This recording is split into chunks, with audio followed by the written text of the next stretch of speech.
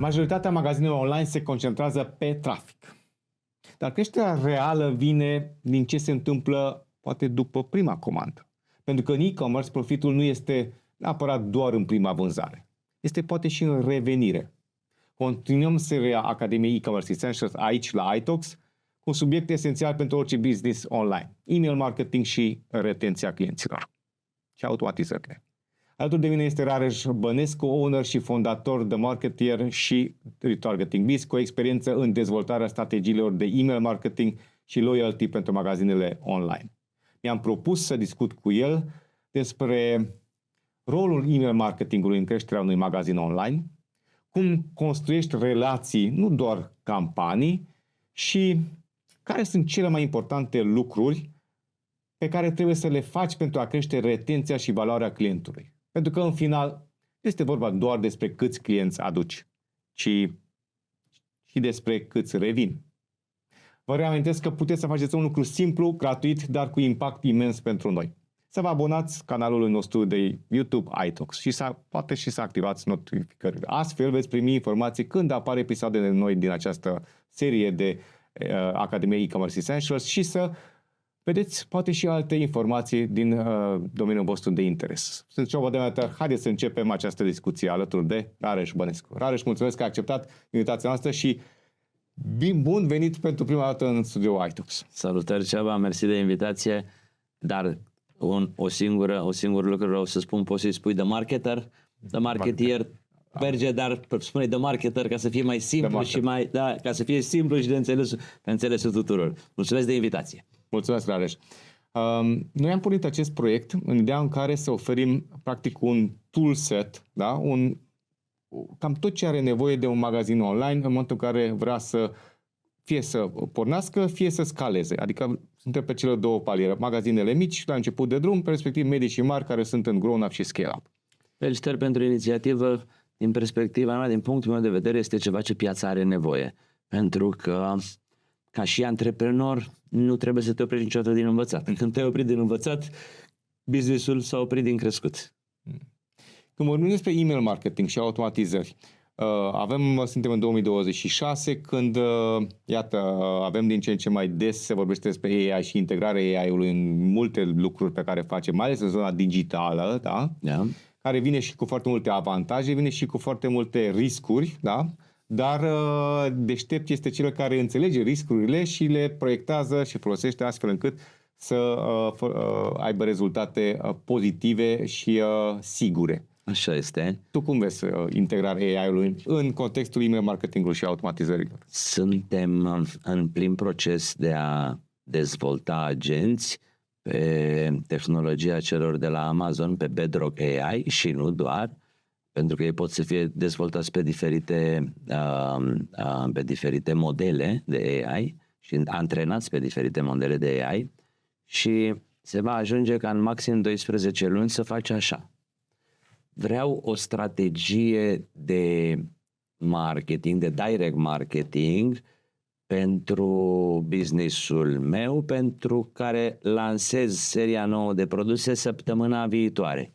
Ce îmi propui? Și el o să zică, având în vedere că ai magazin de, nu știu, haine, ok, ai magazin de fashion, aș propune să mai întâi segmentăm clienții cu peste 5 comenzi și anunțăm pe ei de o prelansare ca ei să aibă primii acces la colecția nouă. Ulterior facem o lansare pentru toți care au cel puțin o comandă și o denumim soft opening, după care trimitem pentru toți abonații, trimitem un newsletter în care anunțăm asta. După care la o săptămână de zile spunem că stocurile sunt limitate și mai avem doar puține repere, puține unități pe modelele bestseller. După care venim cu un SMS și spunem, pentru că sunteți clienții noștri cu X comenzi, vă dăm și un cod de 10% reducere.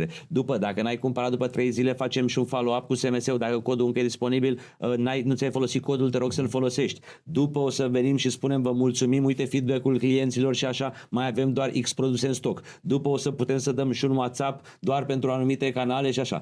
Pe partea de automatizări vom face asta. Conținutul o să fie asta, layout-ul o să fie asta. Am propus asta pentru că brandul tău brandbook-ul tău are culorile astea, butonul ăsta, etc. Vrei să ți-o implementezi? Sau dacă vrei să o implementezi parțial, spune-mi ce anume, care sunt elementele pe care vrei să le implementezi. Și totul, tu o să spui da vreau sau da implementează asta, iar ulterior o să implementeze cu titluri, cu conținut, cu text, cu creative, cu bannere create, cu imagini, cu produsele luate și întoarse, deși tu vezi produsul doar așa, dar o să ți-l întoarcă eu singur pe toate părțile, cu AB test, pe cromatică, pe content, pe subject line, pe preview text, cu resend-uri la e-mail pentru cei care n-au deschis, cu SMS-uri, cu WhatsApp-uri, absolut tot. Și totul în 30 de secunde de spunem și mie, te rog frumos, asta. Deci, în realitate, AI-ul ce face? Eficientizează munca unei agenții. Nu înlocuiește agenția. Pentru că agenția vei putea cu aceleași resurse, cu aceiași specialiști, să faci managementul în loc să faci managementul la 20 de clienți, să faci managementul la 150, la 200. Deci o să fii cost efectiv. Okay. În plus, chiar dacă strategia este implementată de AI, tot trebuie acel specialist să vină să revizuiască, să vadă că nu face prostii. Că știm cu toții că AI-ul mai face prostii și uneori mari. Da? Noi o zic din proprie experiență, în momentul de față avem o situație de criză generată de un AI care a făcut prostii. Deci pot să spun că ne va ajuta, ne va și încurca câteodată, dar long term, pe termen mediu, în 12 luni se va ajunge aici. Ca să poată să facă AI-ul, și nu doar AI-ul, ci și strategul, ca să zicem așa, să poată să implementeze acest lucru și aceste task-uri să se îndeplinească, să targeteze, să trimită și mai departe, avem nevoie de un lucru esențial, și anume bază de date corectă și completă. Povestește despre asta. Ce înseamnă acest lucru? Da. Până acum, ceva vreme, în baza de date însemna adresa de e-mail, maxim nume, prenume și număr de telefon. Da. Între timp, discuțiile au început să se ducă mult mai deep, și anume, ai nevoie de date. Ai nevoie de date și când zic de date, ai nevoie de date din diferite canale și sisteme informatice. Și o să-ți dau exemplu. Dacă vorbim de un e-commerce normal, poți să iei date ca categoria vizitată, produsul vizitat, produsul cumpărat, prețul produselor în categoria respectivă. Te-ai uitat la produse ieftine, medii și scumpe, te-ai uitat la produse la reducere sau nu. Poți să iei dacă produsul a fost adăugat în coș, dacă a fost scos din coș, câte poze a avut deschise, dacă ai revenit pe produs, cât timp ai petrecut pe produs, dacă ai adăugat la wishlist, dacă ai început procesul de checkout. Date, îți dau un exemplu de dată, statusul comenzii. Mereu zic asta. E o dată care, în mod normal, pentru un retail, pentru mine, ca și client, n-are nicio legătură. Hai să ne gândim ce poate să facă un retailer cu statusul de comandă. Îți dau un exemplu, un magazin de mobilă. Mobexpert, să-i dăm nume, nu avem nicio treabă cu el, dar îi dăm numele că e probabil cel mai mare. Te duci la Mobexpert și îți cumperi o decorațiune online. Și o trimite în cât timp? Orientativ, așa după tine. 2-3 zile. Perfect, bun. Te duci și îți cumperi o canapea mare și o masă de dining. În cât timp ți-o trimite? Din experiență pot să spun cam în 2-3 zile la fel ar putea să ajungă. Da? În momentul în care l-a reprodus, de obicei, că ei nu au stoc pe toate produsele și de obicei sunt unele produse la care au 15, 30 de zile, 45 de zile. Ai perioada de așteptare, uneori trebuie produse, altele trebuie aduse de la furnizor, că nu poți să ai stoc pe toate produsele, da? Bun. Și în momentul ăla am o întrebare. Când trimiți mail-ul de review produs sau mail-ul de NPS? La cât timp după comandă? Că n-ai cum, dacă îl trimiți la 50 de zile, a uitat de decorațiune. Ca să acoperi toate cazurile posibile. Motiv pentru care îl trimiți la 3-5 zile de când comanda are status livrată. Deci uite, asta e o dată care e foarte valoroasă în momentul în care vrei să deep dive și vrei să faci lucrurile ca la carte. Deci aici că totul se reduce la date. Astea sunt datele de e-commerce. Dar mai ai date din ERP. Mai ai date din punctele fizice. Da. Spre exemplu, din punctele fizice poți să iei locația magazinului, poți să iei categoria, dacă iei bonul, dacă găsești, identifici bonul, da? Te duci la magazin, își ceri numărul de telefon, ai dat numărul de telefon, pe baza numărului de telefon te-ai identificat printre abonați, dacă nu-ți primești un SMS cu un link către un landing page unde să te abonezi și odată când ai dat click pe acel link sau când ai sau când ți-ai alocat numărul de telefon la comandă, se trimite toată comanda.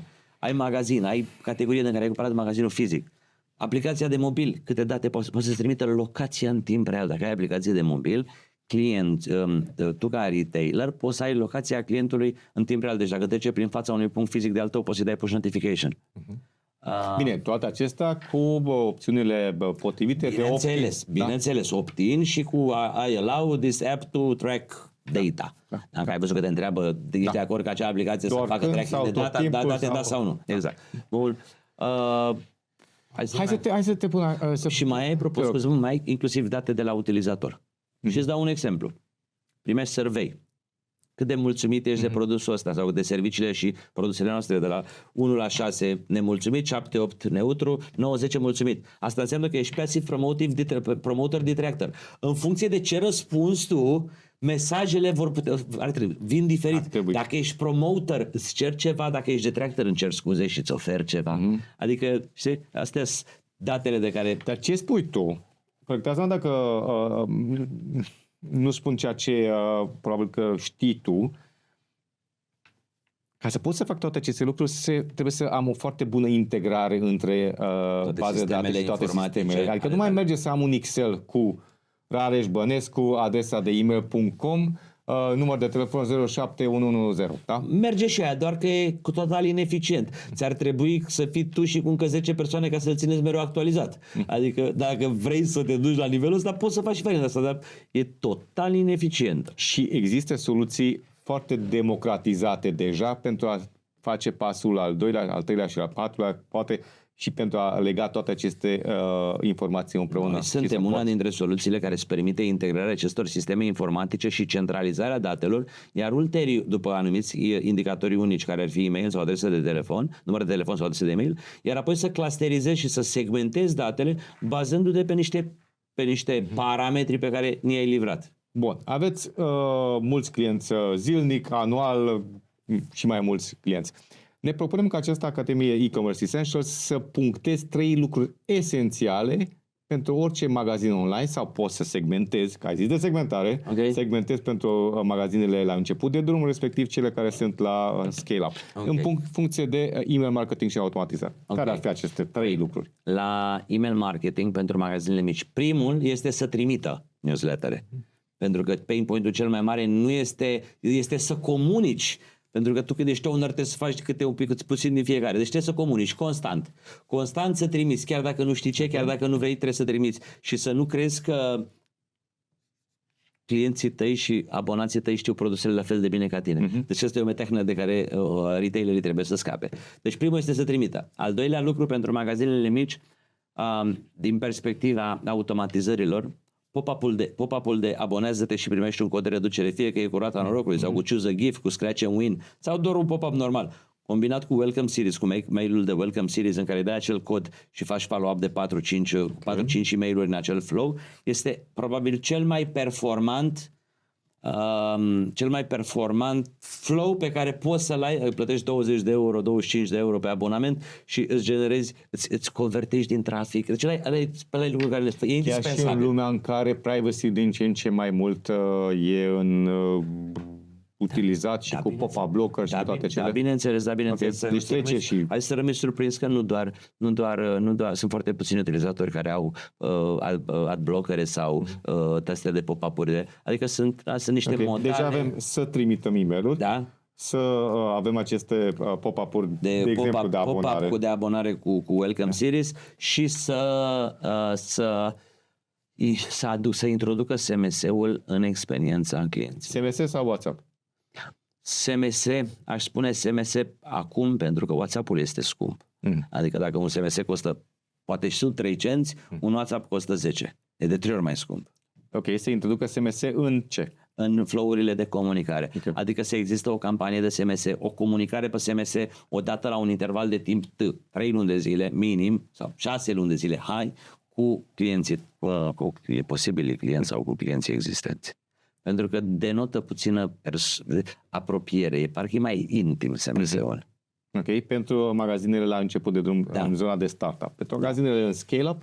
Pentru magazinele în scale-up, pe partea de email marketing și pe partea de automatizări.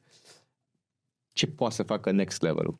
Next level-ul este să-și integreze toate sistemele informatice. Asta am văzut nevoie, e o nevoie din ce în ce mai mare, să ai CRM-ul integrat cu ERP-ul, cu site-ul, dacă ai și aplicația de mobil să o ai și pe aia, dacă ai și punct fizic să o aduci și pe ăla, să aduci datele. Deci ăsta este un lucru care îți dă o vizibilitate a business-ului extraordinar de bună. Pentru că vezi ce merge, cum merge, când e totul, știi? Așa. Al doilea lucru ar fi să aibă să meargă să apeleze la experți pentru setarea flow-urilor automate, pentru că rezultatele... Experți, adică GPT, Gemini, Grok, nu? Nu. Agenții de marketing care asta știu să facă. De ce? Pentru că Cloud de email marketing, da? Cloud și ăștia încă nu sunt experți pe de marketer. Însă avem foarte mulți parteneri care știu să facă și care știu să facă foarte bine și care traduc experiența clientului prin aceste flow-uri automate. Și în momentul când sunt setate corect, ajung să ai o performanță de 4-5 ori mai mare decât newsletter-ul. Adică dacă newsletter-ul generează, să zicem, 1000 de comenzi pe lună, pentru că ești un business, ok, automatizările generează 4 sau 5. Deci ăsta este un alt lucru pe care l-aș să lucreze cu experți pe partea de setări flow-uri, da, și să comunice mereu bazându-se pe nivelul, pe segmente, nu pe segmente mai bine definite cu clienții și să nu comunice cu ei bulk. Pentru că vreau să... Adică nu trimitem la toți aceiași newsletter la final de lună. Speciați. Sau de Paște acum, sau de exact. Pentru cine e familiarizat cu RFM, să comunice pe bază de RFM. Adică dacă clientul e în cei mai noi și cei mai proaspeți, îi spui într-un fel. Dacă clientul e cu tine de 2 ani de zile și are 15 comenzi, vorbește altfel cu el. Dacă e un client care n-a mai comandat de 6 luni, ne e dor de tine, vină să vezi ce produse avem acum de Paște. Dacă a comandat 4 comenzi în ultima lună, nu poți să-i zici ne e dor de tine. Corect? Deci hai să fim atenți la ton, la limbaj și la segmentare. Aici, asta ar fi sfatul pentru clienții mari, medii mari și enterprise. Și să știi că nevoia asta e o nevoie din ce în ce mai ridicată. Eu stau de vorbă, îți dai seama, cu sute de clienți pe lună și e din ce în ce mai ridicată. Cum mai performează email marketing-ul? Din ce în ce mai bine. Ce o să-ți răspund de ce? De ce? Google și Facebook se scumpesc. Din ce în ce mai mult. 30-40% year over year growth. La CPC, la Facebook, la CPC, la Google. Da? Și competiția e din ce în ce mai mare. Ai adus primul click, ai adus prima vânzare. Dar după, să trimiți un e-mail sau îți dau un exemplu.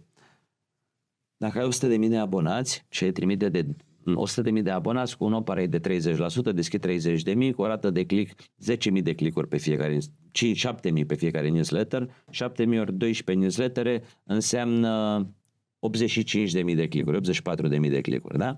Deci tu poți să iei 84.000 de click-uri, da? Cu un cost de 707 euro cât costăm noi, da? Plus munca să-ți faci e-mail-urile. De 707 euro. Acum, să te duci în Google și în Facebook și să iei acele 84.000 de click-uri, cred că te costă undeva la 17-18.000 de euro. Adică mă gândesc la undeva la un leu pe click. Dacă, hai, 0,5 lei pe click. Te costă 8.000 de euro versus 700 de euro. Te costă de 10 ori mai puțin din e-mail să aduci traficul ăla. Just, corect. Da? Interesantă calcul, doar că cu mențiunea, aș avea două adăugiri, dacă îmi permiți. Unul la mână. Email marketing, adică e-mail-uri trimiți la baze de date pe care ai deja, adică într-o formă sau altă au interacționat cu tine, fie că au făcut subscribe la newsletter sau comandă sau cumva ai în bază de date, pe Google, pe Facebook, pe Insta și mai departe. Deci la clienți noi. Exact. Și atunci hai să mai menționăm că pe audiența ta caldă, adică cei care te cunosc, conversia din 70.000-80.000 de click-uri e de 4-5 ori mai mare, adică scoți de 4-5 ori mai multe comenzi decât aceleași click-uri din Google sau din audiența rece care nu te cunoaște. Hai să menționăm și asta. Absolut. Deci, asta zic, e cel mai colegii mei nu mă mai lasă colegii de la PR nu mă mai lasă să mai zic că cel mai ieftin canal, trebuie să folosesc cuvântul cel mai cost-efectiv.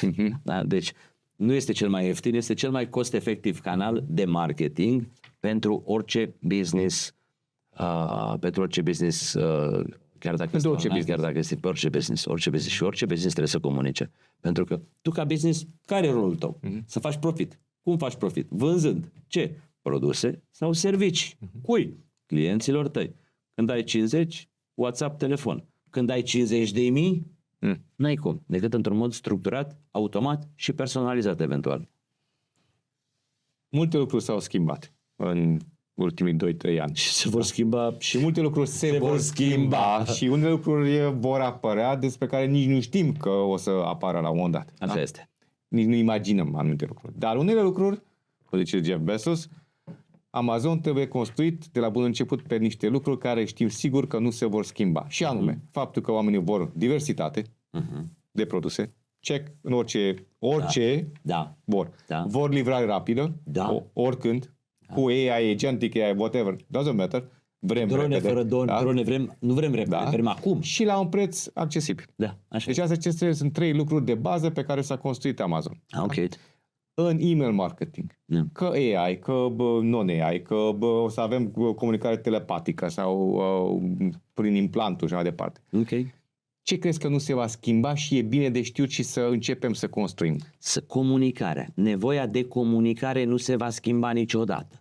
Fie că este făcut de comunicare, fie că este prin WhatsApp, prin SMS, prin e-mail, telepatic sau prin porumbel călător, nevoia de comunicare o să rămână acolo, mai mult, o să crească. Da? Și dacă mă întrebi de ce o să crească, o să zic de ce. Avem mai mult timp la dispoziție? Singurătatea este cea mai mare boală a secolului în care trăim. Că deși comunicăm și avem atât de multe medii de comunicare, suntem din ce în ce mai singuri. De Un ce? paradox. Răspunsul este da. De ce? Pentru că uităm ce înseamnă să comunici și comunicăm doar ca să o facem. Da? Comunicăm pentru ceilalți, nu comunicăm pentru noi.